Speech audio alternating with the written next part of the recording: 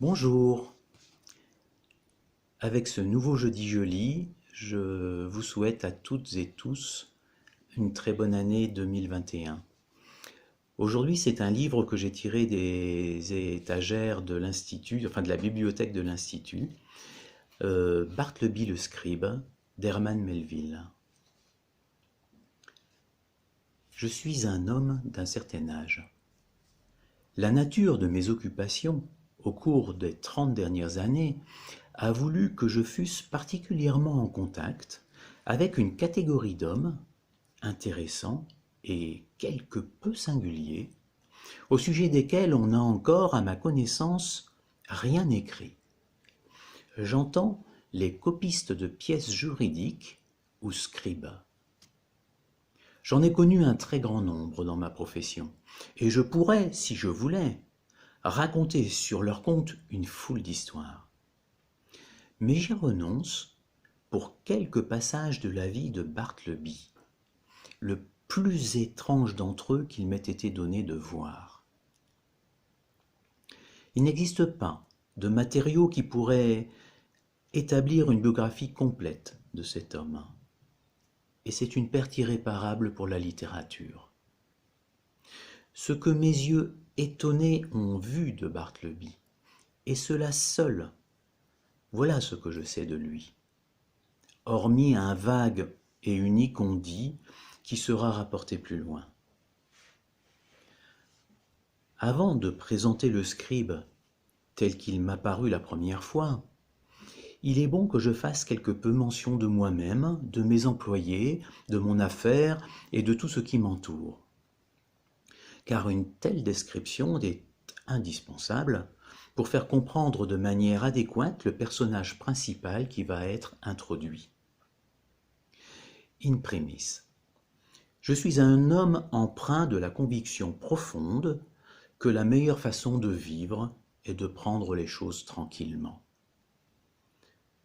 De là vient qu'exerçant une profession proverbialement énergique et remuante, parfois même jusqu'à la turbulence, je n'ai pourtant jamais souffert que rien de tel vînt envahir ma paix.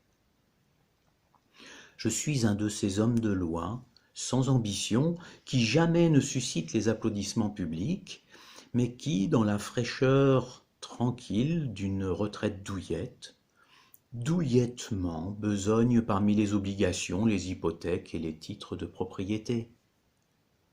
Tous ceux qui me connaissent me considèrent comme un homme éminemment sûr. Et j'ajouterai librement que je ne suis pas insensible à cette bonne opinion. Dans la période qui précéda immédiatement l'apparition de Bartleby, j'employais 2 copistes, Dindon et Lagrinche, et un garçon de bureau, Gingembre. On pensera justement que de pareils noms ne se trouvent pas communément dans l'annuaire.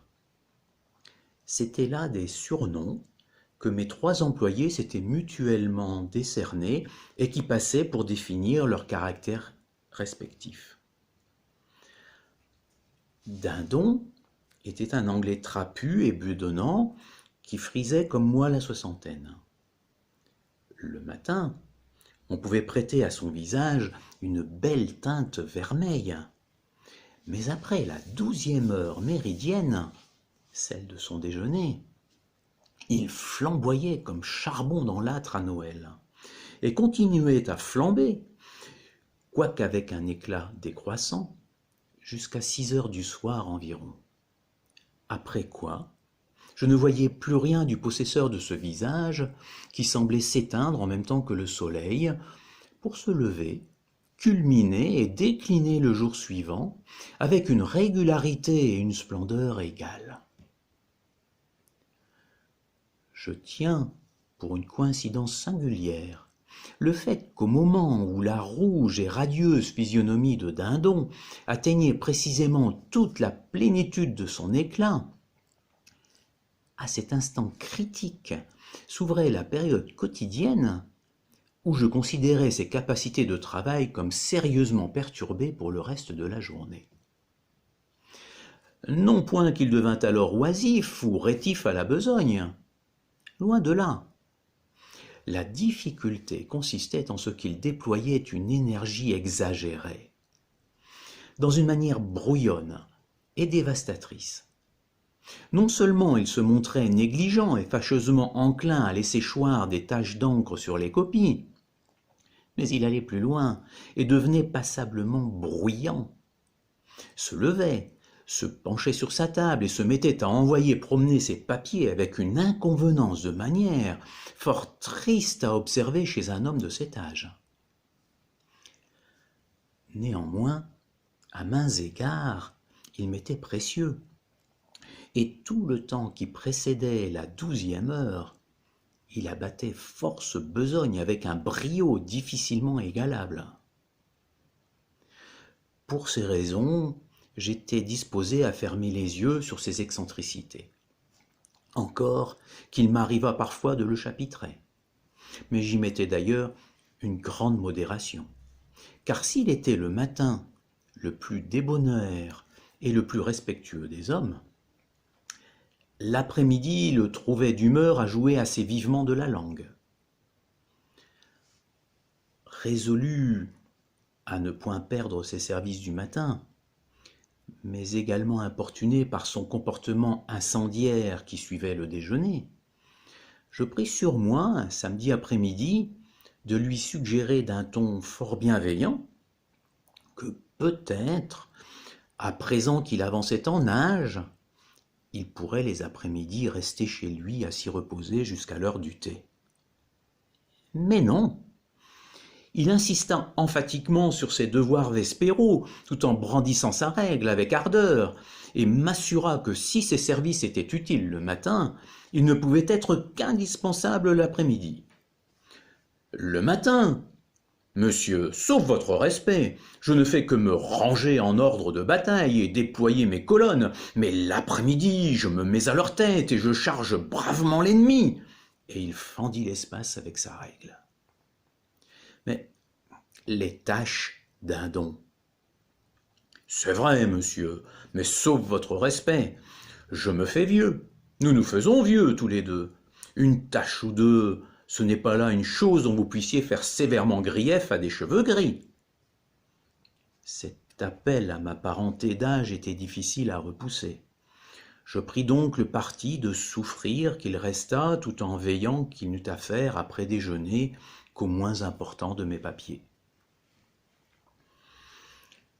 Lagrange, pour sa part, était un jeune homme à favoris au teint plombé de 25 ans peut-être, et en qui j'ai toujours vu la victime de deux puissances malignes, l'ambition et l'indigestion. L'ambition se manifestait par un certain mécontentement d'avoir à remplir les devoirs d'un simple copiste quand ses véritables aspirations professionnelles concernaient l'établissement des actes notariés. L'indigestion semblait attestée par une nervosité irascible, qui parfois lui faisait grincer distinctement des dents sur ses fautes de copie par des malédictions chointées plutôt qu'articulées. Et surtout, par un mécontentement continuel de la hauteur de sa table de travail. Bien qu'il eût l'esprit mécanicien et fort inventif, Lagrange ne parvenait jamais à disposer la table à sa convenance. S'il donnait à celle-ci une inclinaison prononcée à l'instar du toit abrupt des maisons hollandaises, sa circulation s'en trouvait arrêtée dans les bras. Si, au contraire, il abaissait sa table jusqu'à sa ceinture et se penchait sur elle pour écrire, il avait horriblement mal au dos. Bref, si Lagrange semblait ne pas savoir ce qu'il voulait, la vérité était qu'il souhaitait se voir entièrement débarrassé d'une table de scribe. L'une des marques de son ambition maladive était le plaisir qu'il prenait à recevoir les visites de personnes douteuses qu'il appelait ses clients. Je n'étais pas sans savoir qu'il faisait aussi quelques petites affaires au palais, et qu'il n'était pas inconnu sur les marches des Tombes, la prison centrale. J'ai de bonnes raisons de croire, cependant, que le quidam qui vint un jour le demander à mon étude n'était autre qu'un créancier, et le document qu'il exhibait une facture et non un titre de propriété. Mais en dépit de toutes ces faiblesses, Lagrange, comme Dindon, m'était un auxiliaire fort utile, écrivait d'une main nette et rapide, et quand il le voulait, ne laissait pas de se comporter avec une certaine distinction. S'habillait de même, conférant ainsi du crédit à mon étude. J'avais au contraire le plus grand mal à empêcher Dindon de me faire honte, du fait de l'aspect huileux que prenaient volontiers ses habits. Sans doute fallait-il croire qu'un homme nanti d'aussi maigre revenu ne pouvait se permettre d'arborer un veston reluisant en même temps qu'un aussi reluisant visage. Comme Lagrange le fit remarquer une fois, l'argent de Dindon passait surtout à acheter de l'encre rouge. Je m'étais fait une idée de certaines habitudes intempérantes de Dindon. Au moins Lagrange était un jeune homme sobre. Mais il semblait en vérité que la nature même lui eût tenu lieu de vigneron en lui garantissant dès sa naissance un tempérament si foncièrement irritable et comme alcoolique que toute libation subséquente était inutile. Lorsque je considère la façon dont Lagrange se levait dans la tranquillité de mon étude, empoignait son pupitre tout entier, le faisait avancer par saccades sur le plancher, comme s'il eût été animé du désir volontaire et pervers de le contrarier, je vois clairement que pour Lagrange, c'était chose parfaitement superflue que la fine à l'eau. Heureusement pour moi, l'irritabilité de Lagrange se manifestait principalement le matin, tandis que l'après-midi, il se montrait relativement doux et appliqué, en sorte que les paroxysmes de Dindon se déclarant seulement vers midi, je n'avais jamais à supporter simultanément les excentricités de mes deux employés. Leurs excès se relevaient l'un l'autre comme des sentinelles. En l'occurrence, la nature avait bien réglé les choses. Le père de Gingembre, un charretier nourrissant l'ambition de voir son fils siéger non plus sur une charrette, mais au tribunal, l'avait envoyé à l'âge de 12 ans à mon étude en qualité d'apprenti clerc, garçon de course au tarif d'$1 par semaine. Si l'on inspectait le tiroir de son petit pupitre, on y découvrait un grand arroi de coquilles de diverses espèces de noix. En fait, pour ce brillant jouvenceau, la noble science juridique était tout entière contenue dans une coquille de noix. L'une des fonctions de Gingembre, dont il s'acquittait avec alacrité, consistait à pourvoir en gâteau, précisément en gingembre, Dindon et Lagrange. Par les matins froids, quand la besogne languissait, on voyait Dindon engloutir par vingtaines ses biscuits comme de simples gaufrettes. On les vendait à raison de 5 ou 6 pour 1 sou. Il advint un jour que dans sa fougue de l'après-midi, Dindon mouilla un de ses biscuits entre ses lèvres et l'appliqua en guise de cachet sur une hypothèque. Je fus à 2 doigts de le congédier cette fois-là, mais il m'apaisa. « Sauf votre respect, monsieur, c'est faire acte de générosité que de vous fournir en papeterie à mes frais. » Quelque temps avant l'époque où commence cette histoire, la bonne vieille charge éteint à présent dans l'État de New York de conseiller à la cour de la chancellerie m'avait été conférée. Cette charge, sans être très ardue, était fort plaisamment rémunératrice. Mes occupations premières s'accrurent considérablement, et je dus non seulement presser les employés déjà à mon service, mais encore m'assurer un concours supplémentaire.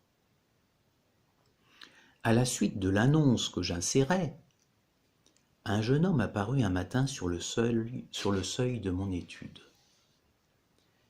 Silhouette lividement propre, pitoyablement respectable, incurablement abandonné, c'était Bartleby. Après quelques mots touchant ses capacités, je l'engageai, heureux d'avoir dans mon corps de copiste un homme aussi singulièrement rassis, qui ne manquerait pas, pensais-je, d'exercer une influence salutaire sur le tempérament de Dindon et l'esprit de Lagrange. Des portes à double battant divisaient mon bureau en 2 compartiments, occupés l'un par mes scribes, l'autre par moi-même. Je plaçai le pupitre de Bartleby dans un coin près des portes, mais de mon côté, afin de pouvoir, au besoin, aisément appeler cet homme tranquille. Et pour rendre cet arrangement plus satisfaisant encore, je dressai un grand paravent vert qui mettrait Bartleby entièrement à l'abri de mon regard, tout en le laissant à portée de ma voix. Pour commencer, Bartleby abattit une extraordinaire quantité d'écriture. On eût dit un homme longtemps affamé de copies et se gorgeant de mes documents. J'aurais été ravi de son application s'il avait été allègrement industrieux, mais il écrivait toujours silencieusement, machinalement. C'est, il va sans dire, une part indispensable du travail de scribe que de vérifier mot à mot l'exactitude de sa copie. Lorsqu'il y a 2 scribes, ou plus dans une étude, ils s'assistent mutuellement dans cet examen, l'un lisant la copie, l'autre suivant la lecture sur l'original. Oh, j'imagine aisément que cette besogne monotone et soporifique puisse être intolérable à certains tempéraments sanguins. Je ne saurais affirmer, par exemple, que le fougueux poète Byron se fût assis d'un cœur léger aux côtés de Bartleby pour collationner un document de, disons, 500 pages écrite d'une écriture serrée et chafouine. De temps en temps, dans la presse du travail, j'aidais moi-même à la vérification de quelques brefs documents. Bartleby était, je crois, depuis 3 jours chez moi, lorsque, fort pressé d'expédier une petite affaire en cours, je l'interpellai pour qu'il collationnât avec moi un bref mémoire. Dans ma hâte et dans ma confiance naturelle en son obéissance immédiate, j'étais assis, la tête penchée sur l'original, et ma main droite tendant la copie de flanc, afin que Bartleby pût s'en saisir dès qu'il émergerait de sa retraite et se mit au travail sans le moindre délai. Imaginez ma surprise, non, ma consternation, lorsque, sans quitter sa solitude, Bartleby répondit « Je préférerais ne pas ». Je gardai pendant quelques instants un silence parfait, afin de rassembler mes esprits en déroute. L'idée me vint que mes oreilles m'avaient abusé, ou que Bartleby s'était entièrement mépris sur le sens de mes paroles. Je répétai ma requête de la voix la plus claire que je pusse prendre. Mais tout aussi clairement que devant retentit le même « Je préférerais ne pas ». « Vous ne préféreriez pas ?» Avec beaucoup d'excitation et à grandes enjambées, je traversai la pièce et lui tendis le feuillet. « Je veux que vous m'aidiez à collationner ceci. »« Je préférerais ne pas. » Je le regardai fixement. Son visage offrait une maigreur tranquille, son œil gris une vague placidité. Si j'avais reconnu en lui quelque chose d'ordinairement humain, je l'eusse sans doute chassé de mon étude. Mais pas la moindre trace d'embarras, de colère ou d'impatience chez lui. Je restai quelque temps à le considérer, tandis qu'il poursuivait ses propres écritures. Voilà qui est étrange, pensai-je en retournant à mon bureau. Et quel parti prendre? Mais les affaires pressaient. Je réservai l'étude de l'incident pour d'ultérieurs loisirs, et appelai Lagrinche avec qui le mémoire fut rapidement collationné. Quelques jours après, Bartleby acheva 4 longs documents, les quadruplicata d'une semaine de déposition faite à la haute cour de la chancellerie. Le procès était important et la plus grande précision s'imposait. Je préparai toutes les pièces, appelé Dindon, Lagrinche et Gingembre, avec le dessein de placer les 4 copies dans les mains de mes 4 employés, tandis que je lirais l'original. Dindon, Lagrinche et Gingembre s'étaient assis en rang, tenant chacun son document en main, et j'appelais « Bartleby, vite, j'attends !» J'entendis les pieds de sa chaise grincer sur le plancher, et bientôt il apparut à l'entrée de son ermitage. « Que désirez-vous » ? « Les copies, nous allons les comparer, tenez !» Et je lui tendis le 4e duplicata. « Je préférerais ne pas. » Et il disparut doucement derrière le paravent. Je demeurai quelques instants comme un pilier de sel dressé devant mes clercs assis. Puis, me ressaisissant, je m'avançai et demandai la raison d'une conduite aussi insolite. « Pourquoi refusez-vous » ? « Je préférerais ne pas. » J'eusse ignominieusement banni de ma présence tout autre que lui. Mais il y avait quelque chose en Bartleby qui, extraordinairement, me touchait et me déconcertait. Je me mis à raisonner avec lui. Mais ce sont vos propres copies pour lesquelles un seul examen, valant pour les 4 copies, nous épargnera du travail. C'est l'usage. Tout copiste est tenu d'aider à collationner sa copie. N'est-il pas vrai ? Je préfère ne pas. Il m'avait semblé, tandis que je lui parlais, qu'il saisissait pleinement chacun de mes arguments et ne pouvait contredire à l'irrésistible conclusion. Mais qu'en même temps, quelques considérations souveraines l'obligeaient à répondre de la sorte. « Vous êtes donc décidé, Bartleby, à ne point faire droit à ma requête ? Une requête dictée par l'usage commun et le sens commun ?» Sur ce point, il me donna à entendre que oui, sa décision était irrévocable. Si un homme se voit contrecarré d'une manière toute nouvelle et irraisonnable, il est fréquent qu'il soit ébranlé dans ses convictions les plus patentes. Il commence bel et bien à soupçonner que la justice et la raison, quelque prodigieux que cela paraisse, sont entièrement de l'autre côté. S'il se trouve alors là quelques personnes désintéressées, il se tourne vers elles afin de chercher un appui pour ses esprits défaillants. « Dindon, qu'en pensez-vous? Ne suis-je pas dans le vrai ?» « Avec votre permission, monsieur, il me semble que vous l'êtes. »«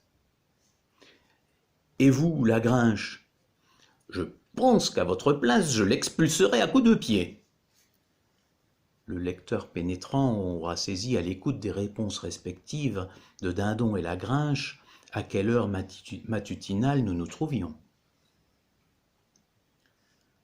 Soucieux de rallier le moindre suffrage, « Et vous, Gingembre, qu'en pensez-vous ? » ?»« Je pense, monsieur, qu'il travaille un brin du chapeau. »« Vous entendez, Bartleby, sortez de là et faites votre service. » Mais il ne daigna pas répondre. Je me débattis quelques instants dans une cruelle perplexité. Mais une fois de plus, le travail pressait et remis à plus tard encore l'examen de ce dilemme. Nous procédâmes avec quelques embarras au collationnement sans Bartleby. Dindon avançait respectueusement toutes les 2 ou 3 pages qu'une telle manière d'agir était tout à fait inusitée. Et Lagrinche émit parfois entre ses dents serrées de grinçantes malédictions à l'usage de la tête de mule de derrière le paravent. Cependant, Bartleby siégeait dans son ermitage, oublieux de ce qui était là sa propre affaire. Quelques jours passèrent, pendant lesquels il s'absorba de nouveau dans une longue tâche. Sa précédente conduite m'incita à observer étroitement ses mouvements. Je constatai qu'il n'allait jamais déjeuner, n'allait jamais nulle part. En fait, je ne me souvenais pas de l'avoir jamais vu hors du bureau. Je remarquai que vers 11 heures, Gingembre s'avançait vers l'ouverture de son paravent. Le gamin quittait ensuite l'étude en faisant teinter quelques sous et réapparaissait avec une poignée de biscuits au gingembre qu'il délivrait à Bartleby en recevant 2 biscuits pour sa peine. Il vit donc de biscuits au gingembre? Serait-il donc végétarien? Mais il ne mange même pas de légumes. Mon esprit se perdit alors en rêverie au sujet des effets probables d'une alimentation exclusivement composée de biscuits au gingembre sur la constitution humaine. Le gingembre, substance épicée et chauffante, participe à la composition et détermine en fin de compte la saveur de ces biscuits. Il semblait que le gingembre n'eût aucun effet sur Bartleby. Un individu sérieux, normalement doté d'humanité, n'est jamais tant affecté que par une résistance passive. S'il voit que cette résistance est parfaitement inoffensive dans sa passivité, il consent de charitables efforts pour exposer à son imagination ce qui demeure impénétrable à son esprit. Ce pauvre garçon n'a pas de mauvaises intentions. Il ne cherche pas à être insolent. Il m'est utile. Si je le mets à la porte, il tombera sans doute sur un patron moins indulgent. Il sera rudoyé. Et oui, voilà l'occasion de jouir fort agréablement, à peu de frais, de ma propre estime, d'emmagasiner dans mon âme cette friandise pour ma conscience en m'accommodant de lui. Cependant, il arrivait que parfois la passivité de Bartleby m'irrita. Je cherchais étrangement quelque nouveau conflit qui provoquât chez lui quelque étincelle de colère en réponse à la mienne. Mais autant tenter d'allumer du feu en frottant du savon de Marseille. Une après-midi que j'étais de cette humeur mauvaise, la petite scène suivante se déroula. « Bartleby, quand vous aurez fini de copier ces pièces, je les collationnerai avec vous. »« Je préférerais ne pas. »« Comment ? Pour sûr, vous n'entendez pas persister dans cet entêtement de mule ?» Pas de réponse. Je poussai les 2 battants de la porte. « Bartleby déclare pour la seconde fois qu'il ne veut pas collationner ces pièces. Qu'en pensez-vous, Dindon ?» C'était l'après-midi. La tête de Dindon flamboyait comme un chaudron de cuivre au-dessus de ses papiers tachés d'encre. « Ce que j'en pense, je pense que je m'en vais tout simplement lui pocher les yeux. » Ce disant, Dindon sauta sur ses pieds. Déjà, il s'élançait pour remplir sa promesse quand je le retins, alarmé de l'effet que j'avais produit en éveillant imprudemment sa combativité. « Asseyez-vous, Dindon, et écoutons ce que va dire votre collègue Lagringe. Qu'en pensez-vous ? Ne serais-je pas en droit de renvoyer immédiatement Bartleby ? » ?»« Excusez-moi, monsieur, mais c'est à vous d'en décider. Je trouve sa conduite anormale, et même injuste à notre égard à tous. Mais ce n'est peut-être qu'une lubie passagère. »« Ah !» m'exclamai-je, « vous parlez de lui avec plus de douceur aujourd'hui. »« Irais-je lui pocher les yeux, cria encore Dindon. »« Non, pas aujourd'hui. Laissez vos poings tranquilles, je vous prie. » Je refermai les battants de la porte, mais je sentais avec une force accrue que je brûlais de voir Bartleby se rebeller contre moi.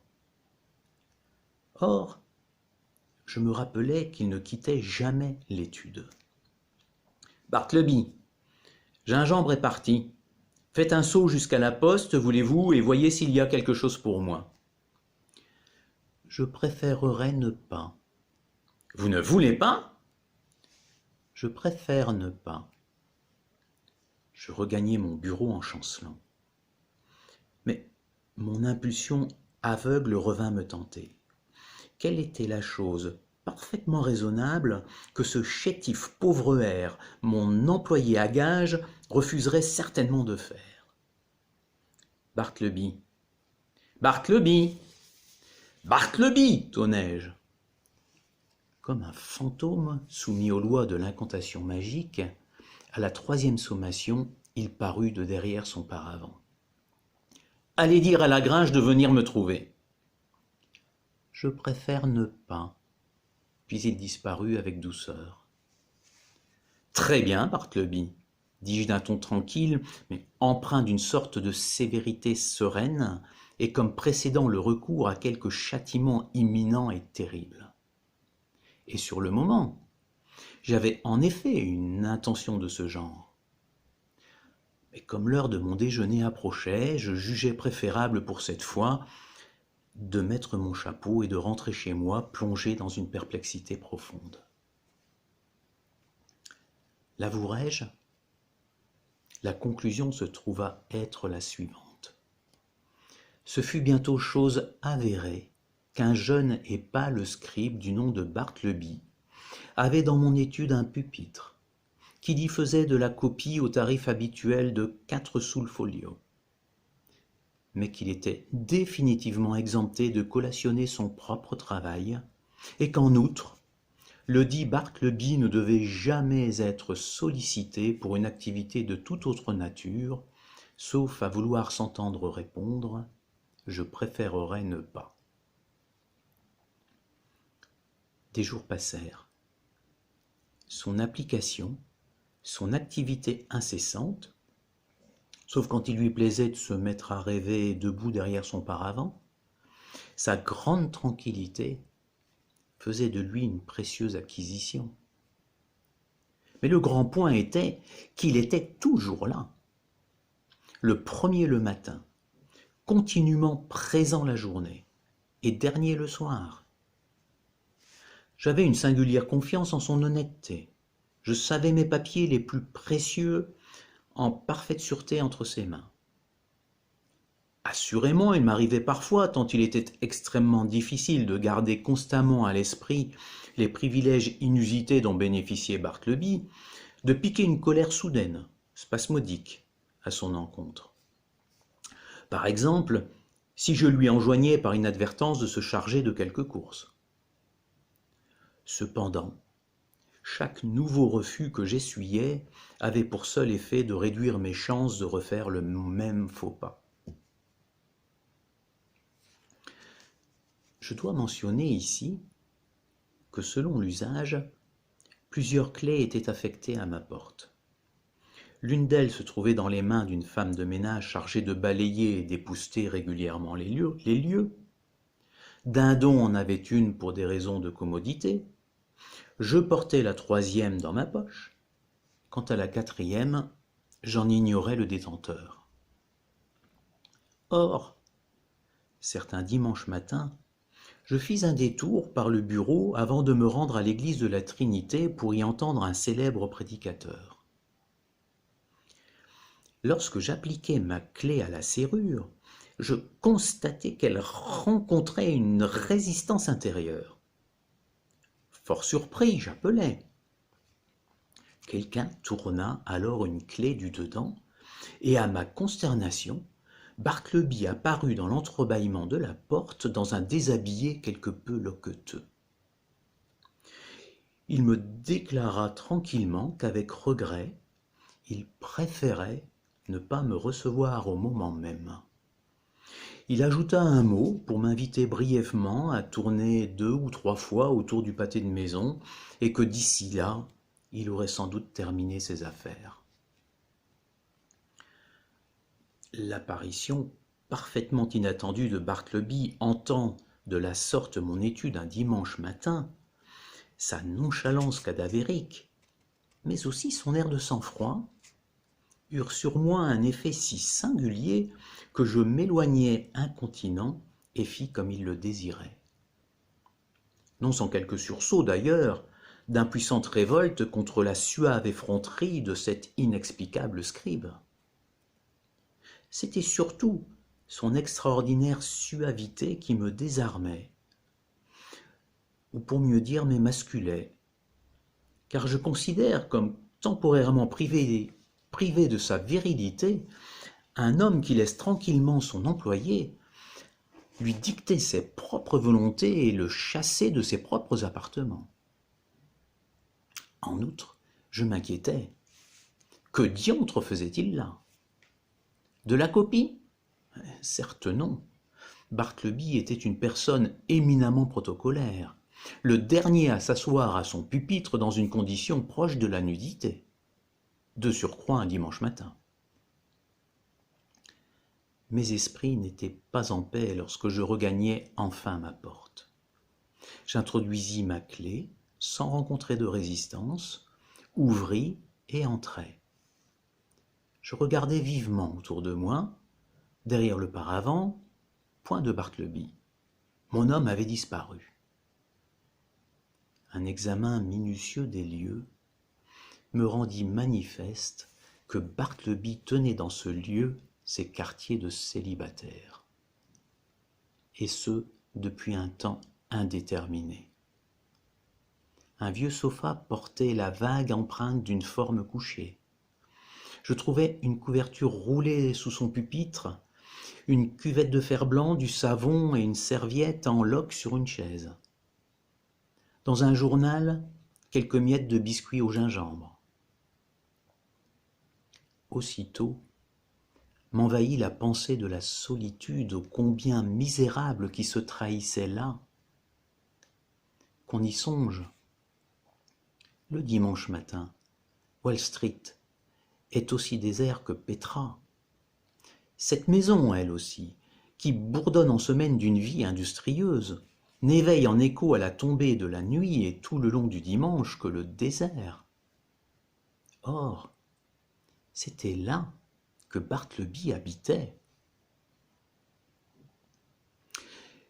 Une insurmontable et lancinante mélancolie s'empara de moi. Je n'avais connu jusqu'alors de ce sentiment que sous l'espèce d'une tristesse non dépourvue de charme. Mais le lien d'une humanité commune m'entraîna alors d'une manière irrésistible dans le spleen. Car Bartleby et moi étions tous deux fils d'Adam. Des visages éclatants, entrevus ce jour-là en tenue de gala, me firent penser que le bonheur courtise la lumière. Aussi croyons-nous que le monde est joyeux, mais le malheur se cache à nos yeux. Ainsi mes pensées se perdaient dans de tristes rêveries, quand je fus attiré par le pupitre de Bartleby, dont la clé était restée dans la serrure. Sans avoir de mauvais dessein ni chercher à satisfaire une froide curiosité, ce pupitre m'appartient, pensai-je, et son contenu également. Je pris donc sur moi de regarder à l'intérieur. Tout apparut méthodiquement rangé, les papiers disposés avec soin, et en tâtonnant sous les piles de documents, je sentis quelque chose.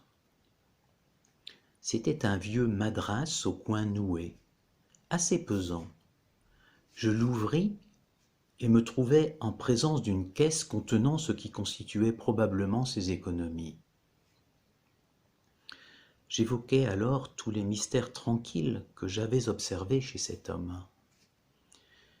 Il ne parlait jamais que pour répondre, ne lisait jamais, pas même un journal, ne fréquentait aucun restaurant, ne buvait jamais de bière, n'allait nulle part et ne se promenait jamais, à moins que ce ne fût présentement le cas. Par-dessus tout, je me rappelais cette expression d'austère réserve qui m'avait intimidé au point que j'en étais venu à me plier docilement à ses excentricités. Comme je retournais dans mon esprit toutes ces choses en les rapprochant à la découverte récente que Bartleby faisait de mon étude son chez lui constant, et à mesure que sa détresse prenait dans mon imagination des proportions de plus en plus grandes, ma sincère pitié se muait en frayeur et en répulsion. Il est vrai et terrible à la fois que, jusqu'à un certain point, l'idée ou la vue du malheur mobilise nos meilleurs sentiments. Mais au-delà de ce point, elle ne les commande plus. Loin d'être due invariablement à l'égoïsme humain, ce phénomène procède plutôt de la désespérance qu'aucun secours efficace ne saurait sortir de notre pitié. Et le sens commun ordonne alors à l'âme de s'en débarrasser. Ce que j'avais vu ce matin-là me persuada que le scribe était victime d'un désordre inné, incurable de son âme.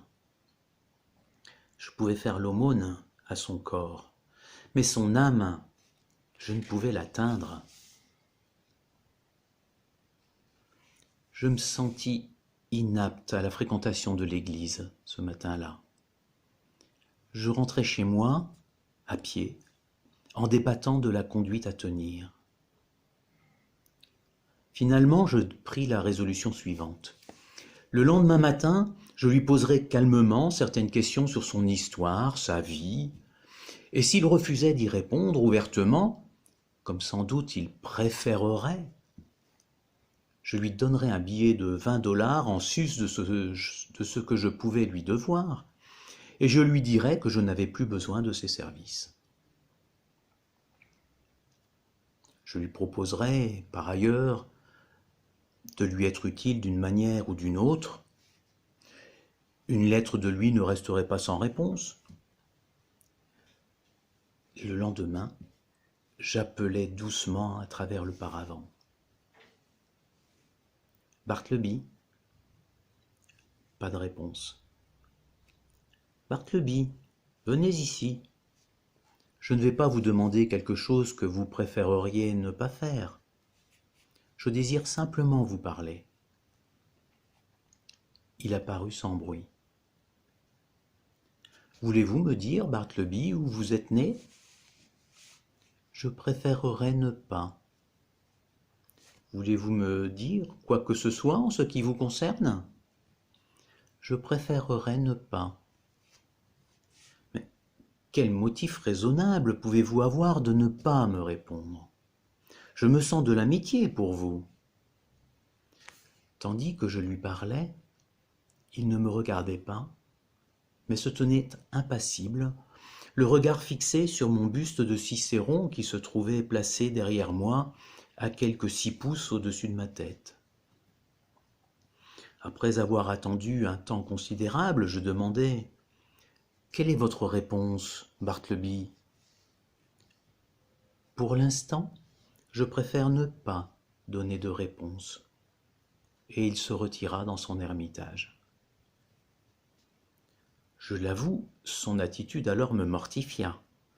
Non seulement elle semblait impliquer un certain dédain tranquille, mais sa perversité apparaissait comme de l'ingratitude, étant donné la bienveillante indulgence que je lui avais indéniablement témoignée. Je me mis de nouveau à ruminer qu'il me fallait le renvoyer. Mais j'avais l'impression qu'une force mystérieuse m'interdisait d'accomplir ce dessein, me taxant de scélératesse au cas où j'oserais préférer une parole amère contre le plus abandonné des hommes. En fin de compte, attirant familièrement ma chaise derrière son paravent, je m'assis auprès de lui. « Bartleby, ne vous souciez plus de me révéler votre histoire. Mais laissez-moi vous supplier, en ami, de vous plier autant que possible aux usages de cette étude. Dites à présent que demain, après-demain, vous aiderez à collationner les pièces. En un mot, dites que vous commencerez à être un peu raisonnable. Dites cela, Bartleby. Pour l'instant, je préférerais ne pas être un peu raisonnable. À ce moment précis, les battants de la porte s'ouvrirent et Lagrange s'avança, tourmenté par une indigestion plus grave que de coutume. Il entendit les derniers mots de Bartleby. « Préférerais ne pas être ? Si j'étais à votre place, monsieur, je lui montrerais, moi, mes préférences. Et qu'est-ce donc maintenant qu'il préfère ne pas faire ? Monsieur Lagrange, je préférerais que vous vous retirassiez pour le moment. Depuis quelque temps, j'avais pris l'habitude de dire involontairement préférer en toutes sortes de circonstances où ce mot n'était pas parfaitement approprié. Mon commerce avec le scribe avait-il déjà affecté mon état mental ? À quelle plus profonde aberration ne risquais-je pas de me voir conduit ? Cette crainte n'avait pas été sans influencer mon dessein de recourir à des mesures sommaires. Et tandis que Lagrange s'éloignait avec une mine aigre, Dindon s'approcha d'un air déférent et débonnaire. « Sauf votre respect, monsieur, je pensais hier à Bartleby, et je crois que s'il préférait seulement prendre tous les jours un bon quart de bonne bière, cela contribuerait beaucoup à l'amender et lui permettrait de nous aider à collationner sa copie. » Ainsi donc, Dindon, vous aussi, vous avez attrapé le mot ? Dindon s'insinua respectueusement dans l'espace exigu ménagé derrière le paravent. « Sauf votre respect, quel mot, monsieur ? » « Je préférerais qu'on me laisse tranquille ici, susurra Bartleby.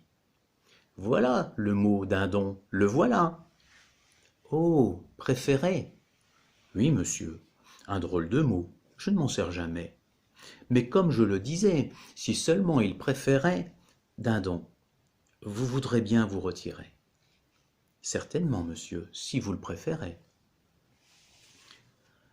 Comme Dindon ouvrait le battant de la porte, Lagrange m'aperçut de son pupitre et demanda si je préférais qu'il copiât un certain document sur du papier bleu ou sur du papier blanc. Il ne mit, ce disant, aucun accent espiègle sur le mot « préférait ». Je pensais, à part moi, qu'il fallait à toute force me débarrasser d'un dément qui nous avait déjà jusqu'à un certain point tourné la langue, sinon la tête. Pourtant, je remis à plus tard de lui signifier son renvoi. Le lendemain, je remarquai que Bartleby ne faisait que demeurer debout dans sa rêverie. « Bartleby, ne copierez-vous pas aujourd'hui ? » « Pour le moment, je préfère ne plus faire d'écriture. » Je le regardai attentivement et vis que ses yeux avaient un aspect terne et vitreux. Il me vint à l'esprit que sa précédente application à copier avait pu affecter sa vue. Je fus touché et prononçai quelques paroles reconnaissant qu'il faisait fort bien de laisser là toute écriture et le pressai d'en profiter pour prendre un peu d'exercice. De ceci toutefois il s'abstint. Quelques jours plus tard, je pensais que Bartleby, n'ayant rien d'autre à faire, accepterait de porter à la poste certains courriers urgents. Mais il refusa net, et je dus, en l'absence de mes autres employés, et à mon grand embarras, y aller moi-même. Les jours passèrent. Lorsque je lui demandai ce qu'il en était de sa vue, il ne daigna pas répondre. Finalement, devant mes sollicitations pressantes, il m'informa qu'il avait définitivement renoncé à la copie. Il demeura, comme toujours, immuable ornement de mon bureau, non seulement inutile, mais encore difficile à supporter. Mais j'étais peiné pour lui. Il m'inspirait de l'inquiétude pour son propre compte. S'il avait seulement eu un ami ou un parent, j'eusse immédiatement écrit en insistant pour qu'on emmenât le pauvre garçon dans quelque retraite appropriée. Mais il semblait qu'il fût absolument seul au monde, une épave au milieu de l'Atlantique. En fin de compte, les nécessités de mes affaires l'emportèrent. Alors qu'un jugement en référé se déroulait à mon étude, bondé d'hommes de loi et de témoins, il arriva qu'un de ces messieurs, se trouvant fort occupé et voyant Bartleby entièrement oisif, lui demanda de courir à son bureau, j'entends le bureau du monsieur en question, pour lui rapporter certains papiers. Sur quoi Bartleby refusa tranquillement sans sortir pour autant de son oisiveté. Je me rendis compte peu après que dans le cercle de mes relations d'affaires, un murmure courait de bouche en bouche à propos de l'étrange individu que je gardais à mon étude. L'idée me vint que Bartleby pourrait bien exposer au scandale ma réputation professionnelle. Et j'annonçai à Bartleby, aussi poliment que possible, qu'il lui faudrait absolument trouver un nouveau logement et quitter l'étude dans un délai de 6 jours. 6 jours, à dater de l'heure présente, et je ferai en sorte que vous ne partiez pas tout à fait sans ressources. À l'expiration de cette période, je jetai un coup d'œil derrière le paravent. Mon Bartleby était là.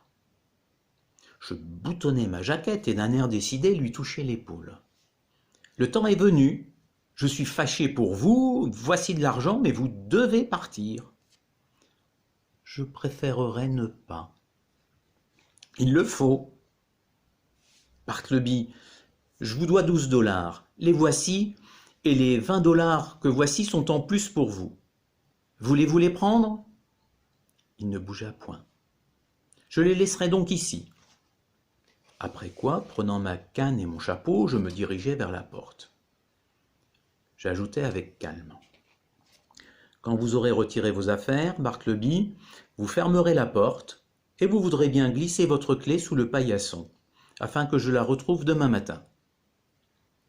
Si par la suite je puis vous rendre quelques services, ne manquez pas de m'en aviser par lettre. Adieu, Bartleby, et portez-vous bien. Comme je marchais pensivement vers mon logis, ma vanité prit le dessus sur ma pitié.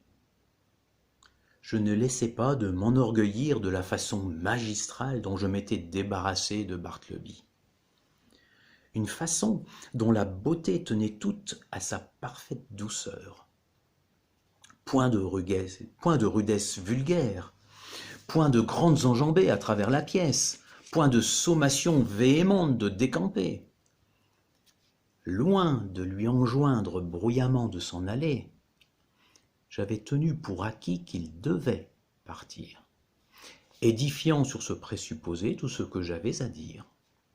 Oui, en y pensant, j'étais charmé de ma méthode.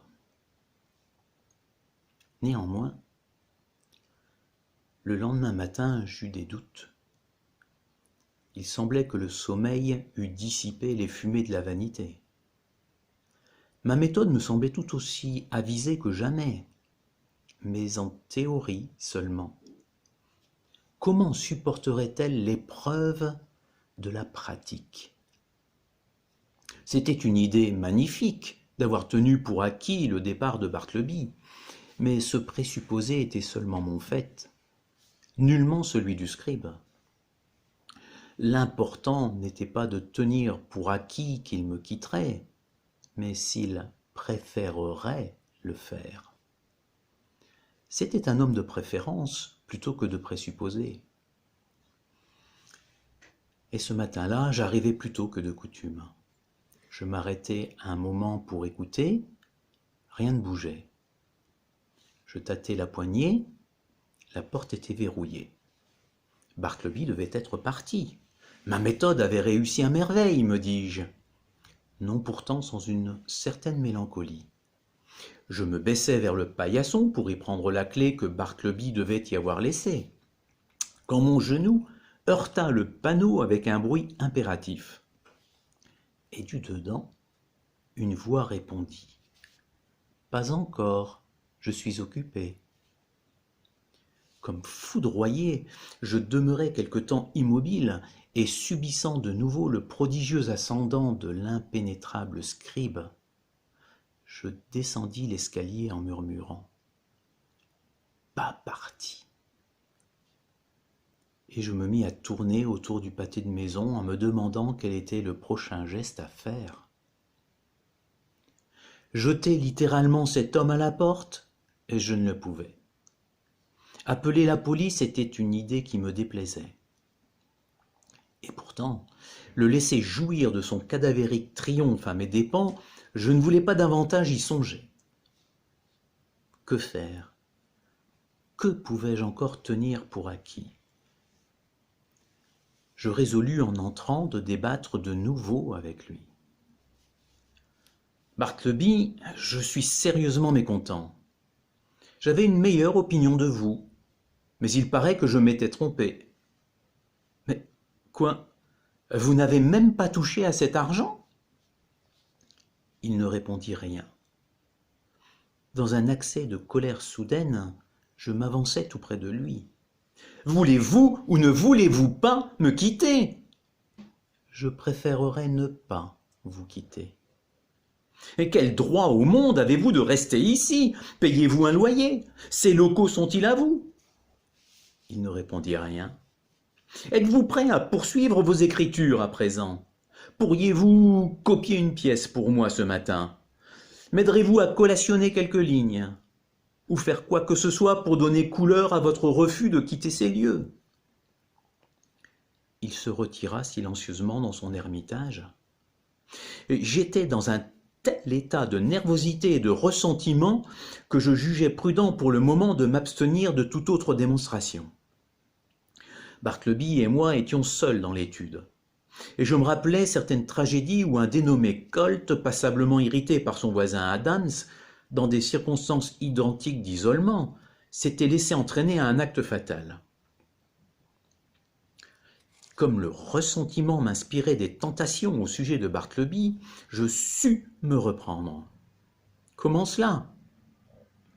Eh bien simplement en me remémorant la divine injonction « Aimez-vous les uns les autres ?» Oui, voilà ce qui me sauva.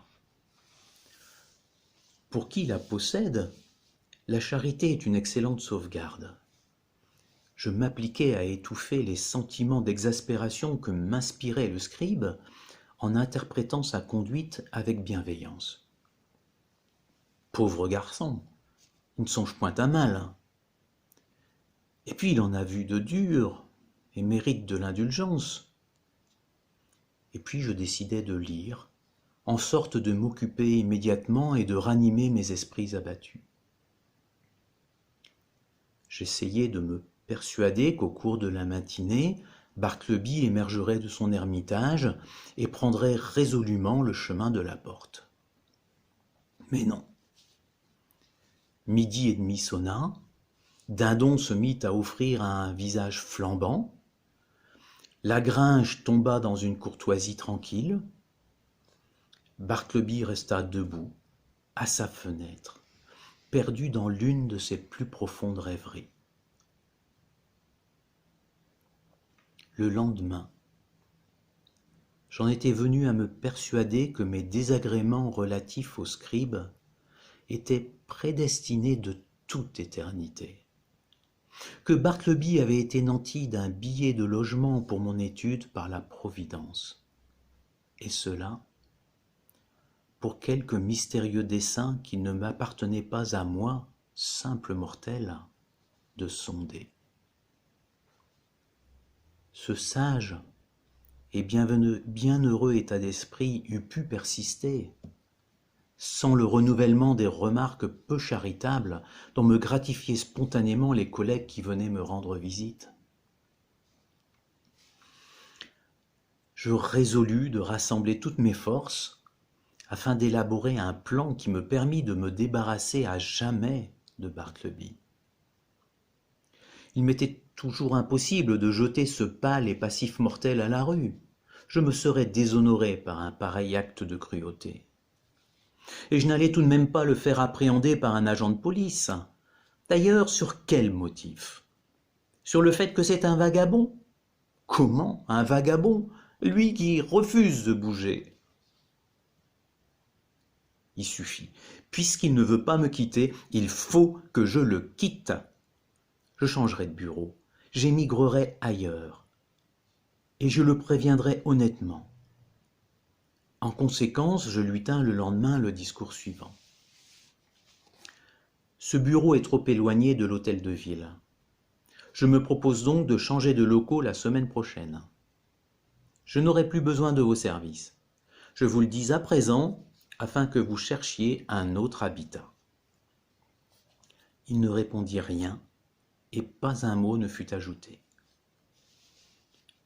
Aujourd'hui, l'ensemble de mes bureaux fut enlevé en quelques heures. J'avais ordonné que le paravent fût retiré en dernier. Bartleby resta l'immobile occupant d'une pièce nue. Je m'attardai quelques instants, et je sentis monter en moi comme un remords. Au revoir, Bartleby, je m'en vais. Au revoir et que Dieu, d'une façon ou d'une autre, vous bénisse. Prenez ceci.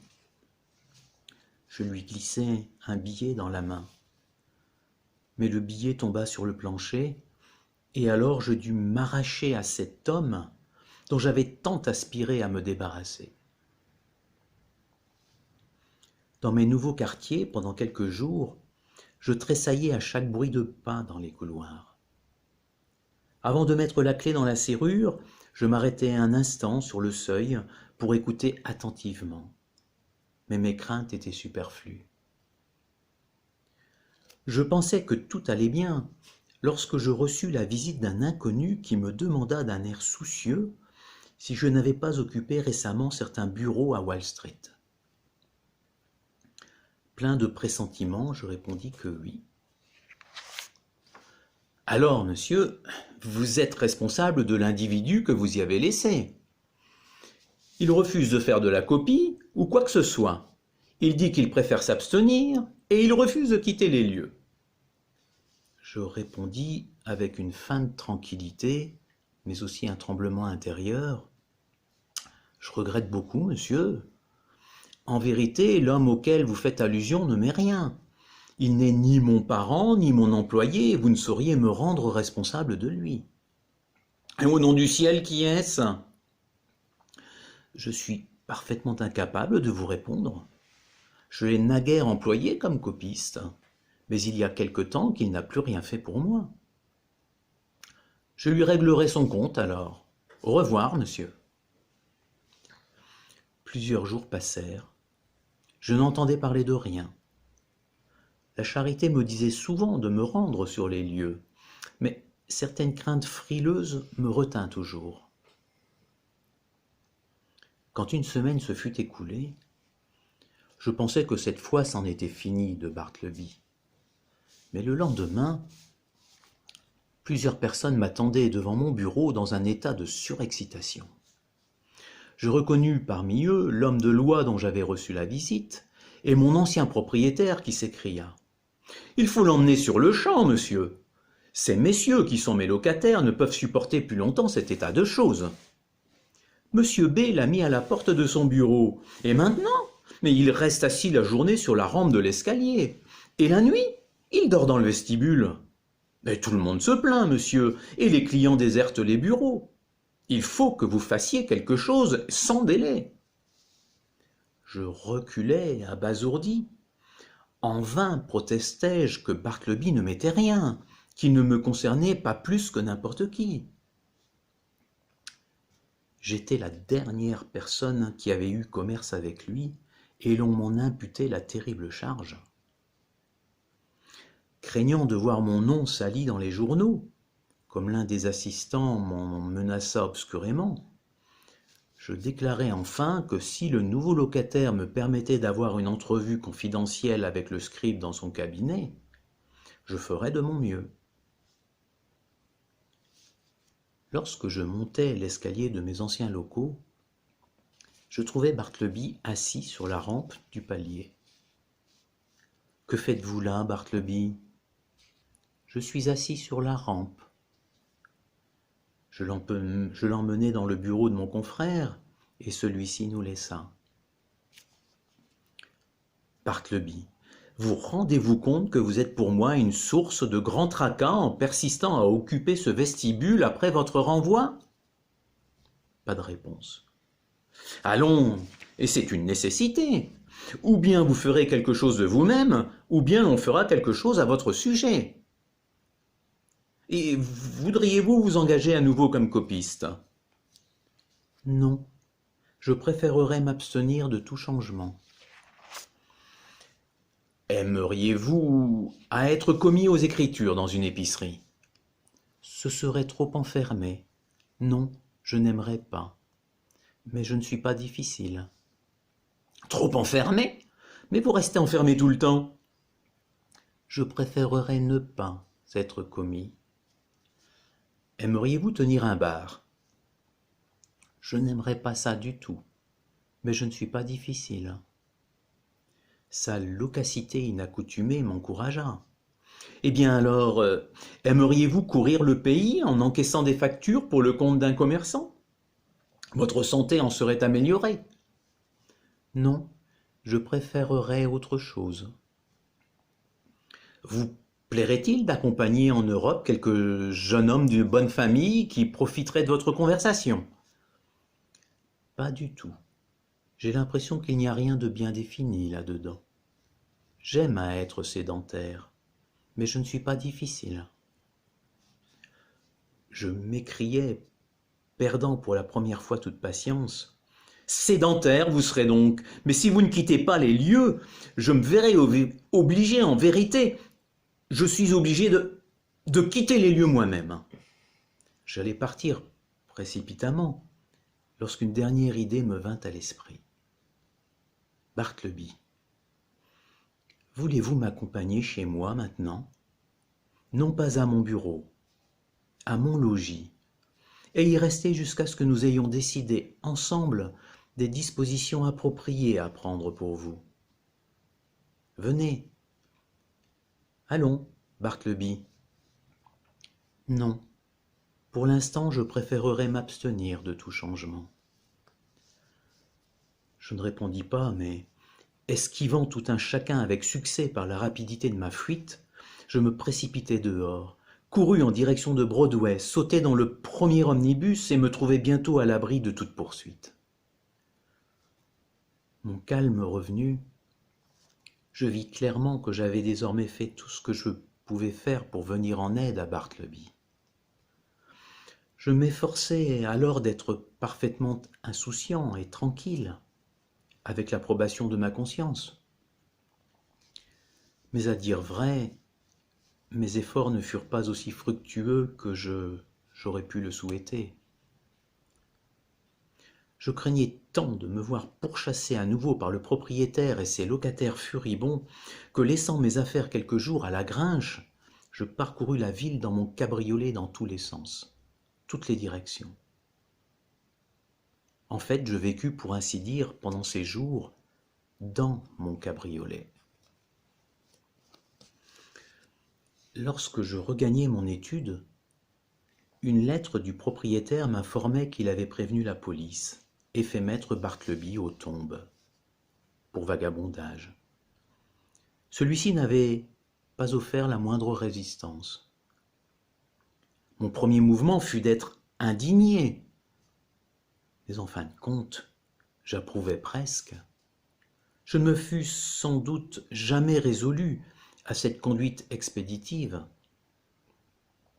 mais dans ces circonstances, il semblait que ce fût le seul parti possible. Le jour même, je me rendis aux tombes, ou pour parler avec plus de propriété, aux prisons. On m'informa que Bartleby se trouvait bien là. Je racontai ce que je savais à son sujet, insistai pour qu'on lui rendît la détention aussi douce que possible, et demandai ensuite à le voir. Comme aucune charge infamante ne pesait sur lui, et qu'il se comportait d'une façon parfaitement inoffensive, on le laissait errer librement à travers la prison. notamment dans les cours intérieures tapissées de gazon. Je le trouvais tout seul dans l'une d'elles. « Bartleby, je vous connais, et je n'ai rien à vous dire. » J'étais peiné de ce soupçon implicite. « Et ce n'est pas moi qui vous ai envoyé ici, Bartleby. D'ailleurs, pour vous, cet endroit ne devrait pas être un lieu tellement infâme. Aucun déshonneur ne rejaillit sur vous. Et regardez, ce n'est pas aussi triste qu'on pourrait croire. Il y a ici le ciel et là le gazon. Je sais où je suis. » Après quoi, il ne voulut plus rien dire. Et j'allais le quitter quand un gros homme viandeux, affublé d'un tablier, m'accosta. « C'est votre ami ?»« Oui. »« Je suis le marchand de bouffe. Les messieurs qui ont des amis ici me chargent de leur procurer du bon manger. » Un geôlier me confirma d'un signe. Je glissai alors quelque argent dans la main de celui qu'on désignait comme le cuistot. « Je désire que vous preniez soin de mon ami. Donnez-lui le meilleur déjeuner que vous pourrez. Et aussi, traitez-le aussi poliment que possible. »« Présentez-moi, voulez-vous » dit le cuistot qui semblait impatient de me donner un aperçu de sa bonne éducation. « Bartleby, voici un ami, il vous sera fort utile. »« Votre serviteur, monsieur. Je tâcherai de prendre votre séjour agréable. Que désirez-vous pour déjeuner aujourd'hui ?»« Je préfère ne pas déjeuner aujourd'hui. Cela ne m'irait pas. » Ce disant, il s'enfuit lentement de l'autre côté de la cour. « Et bizarre, non ?» s'étonna le cuistot. Je crois qu'il a l'esprit un peu dérangé, mais prenez soin de mon ami, vous n'y perdrez rien. Quelques jours plus tard, je retournai aux tombes. Je me rendis dans la petite cour. Celle-ci était parfaitement tranquille, car les prisonniers ordinaires n'y avaient pas accès. Les murs, d'une épaisseur extraordinaire, ne laissaient venir à elle aucun bruit. Un doux gazon captif étouffait les pas. Bartleby m'apparut étrangement recroquevillé au pied du mur, couché sur le flanc, mais rien ne bougeait. La face ronde du marchand de bouffe vint me dévisager. « Son déjeuner est prêt. Est-ce qu'il va encore se passer de déjeuner aujourd'hui? Il vit donc sans déjeuner ?» Je m'approchai tout contre Bartleby. Il semblait profondément endormi. Je vis en me penchant que ses yeux voilés étaient ouverts. Je tâtai sa main. Il vit sans déjeuner. Et je lui fermai les yeux. « Et il dort, n'est-ce pas ?»« Avec les rois et les conseillers, » murmurai-je. Il n'y a guère lieu de pousser plus loin le récit. L'imagination suppléera aisément au maigre exposé de l'enterrement de Bartleby. Mais avant de vous quitter, si ce petit récit a réussi à suffisamment éveiller votre curiosité à l'endroit de Bartleby et du genre de vie qu'il avait pu mener avant que je n'eusse fait sa connaissance, permettez-moi de dire que je partage votre curiosité, mais que je suis incapable d'y satisfaire. Seule une rumeur vint plus tard à mes oreilles, qui peut-être, à mon égal, éveillera en vous le même intérêt suggestif. La rumeur voulait donc que Bartleby eût exercé une fonction subalterne au service des lettres au rebut de Washington, et qu'un changement administratif l'eût soudainement jeté dehors. Lettres au rebut. Cela ne rend-il point le son d'homme au rebut? Imaginez un homme condamné par la nature à une blême désespérance. Peut-on concevoir besogne mieux faite pour accroître son infortune que celle de manier continuellement ses lettres au rebut et de les préparer pour les flammes, car on les brûle chaque année par cherté. Parfois, des feuillets pliés, le pâle employé tire un billet de banque, envoyé en toute hâte par charité. Celui que ce billet eût secouru ne mange plus, ne connaît plus la faim. Ou encore un pardon pour des êtres qui moururent bourrelés de remords. Un espoir pour des êtres qui moururent désespérés. De bonnes nouvelles pour des êtres qui moururent accablés par le malheur. Message de vie, c'est l'être court vers la mort. Hein? Bartleby. Ah, humanité. À bientôt.